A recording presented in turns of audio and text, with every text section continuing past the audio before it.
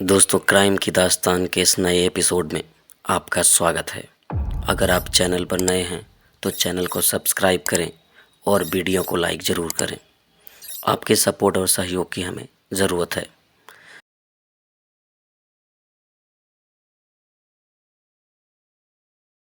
ये कहानी सुक्खा की है। सुक्खा कहलवां, वो सुक्खा कहलवां जो न जाने कितने लोगों के लिए हीरो जैसा था। वो सुक्खा कहलवां जो अपने गांव के दूसरे लड़कों की तरह बेहद सीधा साधा था। वो सुक्खा कहलवां जिसके भी बाकी लड़कों की तरह विदेश में जाकर जमकर पैसे कमाने के सपने थे, लेकिन हालात के थपेड़े ने उसे शरीफों की दुनिया से निकालकर ऐसी जगह पहुंचा दिया जहां से फिर लौटते हुए आज तक किसी को नहीं देखा गया था। ये कहानी उस सुक्खा कहलवां की है जो किसी ज़माने में सीधा साधा और शर्मीला लड़का था। किसी के सामने आंख उठाकर बात नहीं करता था,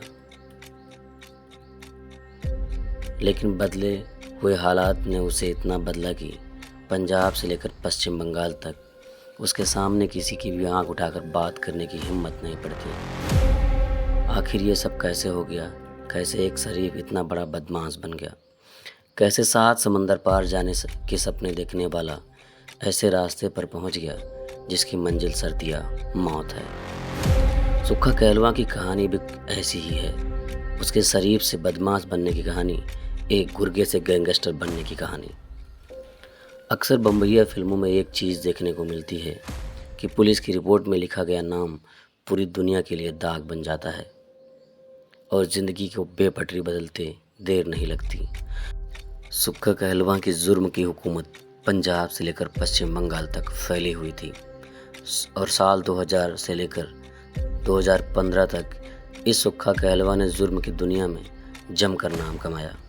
उसकी पहचान एक शार्प शूटर की थी, लेकिन उसके खिलाफ हत्या, डकैती और गैंगवार समेत 60 से ज़्यादा आपराधिक मामले दर्ज थे। सुक्खा कहलवां ये उसका पूरा नाम और उसका असली नाम नहीं था, बल्कि उसके माता पिता ने उसका प्यारा सा नाम रखा था, सुखबीर सिंह कहलवां।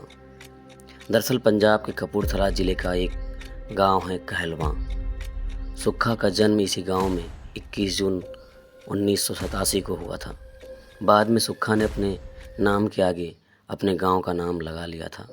कहते हैं कि सुक्खा का ज़्यादातर वक्त अपने गांव में ही बीता था। उसके परिवार के 2 चाचा अमेरिका में जाकर बस गए थे, जिसकी वजह से सुक्खा का परिवार NRI परिवार कहलाता था। सुक्खा के पिता भी विदेश में जाकर बसना चाहते थे, लेकिन वीज़ा मिलने में देरी की वजह से सुक्खा के पिता गांव में ही खेती बाड़ी का काम देखते थे और सुक्खा अपने भाई के साथ गांव के ही स्कूल में पढ़ता था। लंबी जद्दोजहद के बाद सुक्खा के पिता और सुक्खा की मां का अमेरिका का वीज़ा आ गया, लेकिन सुक्खा और उसके भाई का वीज़ा नहीं था। असल में अब तक बात सुक्खा का पासपोर्ट भी तैयार नहीं था। सुक्खा के पासपोर्ट ना बन पाने की एक वजह थी। असल में 15 बरस की उम्र में गांव में लड़कों के 2 गुटों में जमकर झगड़ा हुआ और इस बात इतनी बढ़ी कि थाने तक आज जा पहुंची। उस झगड़े की जो रिपोर्ट लिखवाई गई थी, तो गांव के दूसरे लड़कों के साथ सुक्खा का भी नाम लिखवा दिया गया था, जिसकी वजह से पुलिस वेरिफिकेशन की अड़चन की वजह से सुक्खा का पासपोर्ट भी नहीं बन पा रहा था। लिहाजा सुक्खा के माता पिता अपने दोनों बच्चों को छोड़कर विदेश जाने को मजबूर हो गए। थाने में लिखी उस झगड़े की इबारत ने सुक्खा की ज़िंदगी की पूरी कहानी बदल दी। पुलिस ने उस मामूली केस में सुक्खा की ज़िंदगी के तमाम कामा फुल स्टॉप तक बदल दिए और गांव के एक सीधे साधे लड़की की ज़िंदगी पटरी से उतरकर गुनाहों के दलदल में धंसती चली गई।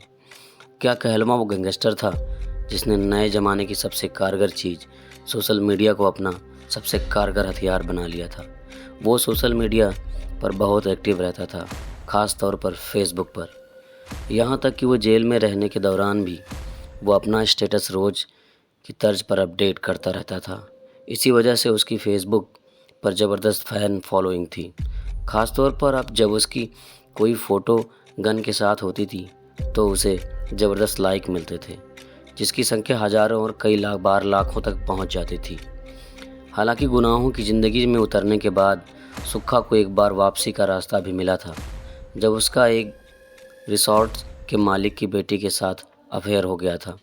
हैसियत में ऊंची होने के बावजूद वो लड़की सुक्खा पर जान छिड़कती थी। सुक्खा की सूरत के अलावा उसकी सीरत से उसे बड़ा लगाव था। सुक्खा ने उस लड़की से शादी कर ली और हिंदुस्तान से ऑस्ट्रेलिया चला गया, मगर किस्मत को ये रिश्ता ज़्यादा मंजूर नहीं था। लिहाजा कुछ ही अरसे में सुक्खा का अपनी पत्नी से झगड़ा हुआ और वो ऑस्ट्रेलिया में सब कुछ छोड़कर वापस जालंधर आ गया।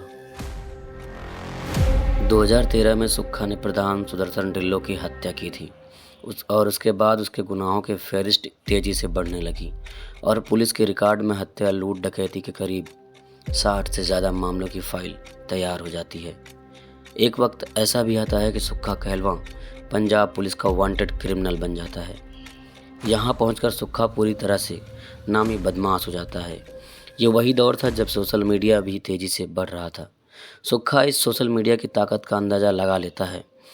लिहाजा वो इस सोशल मीडिया को अपना नाम बनाने के लिए, दहशत फैलाने के लिए इस मीडिया को टूल बना लेता है।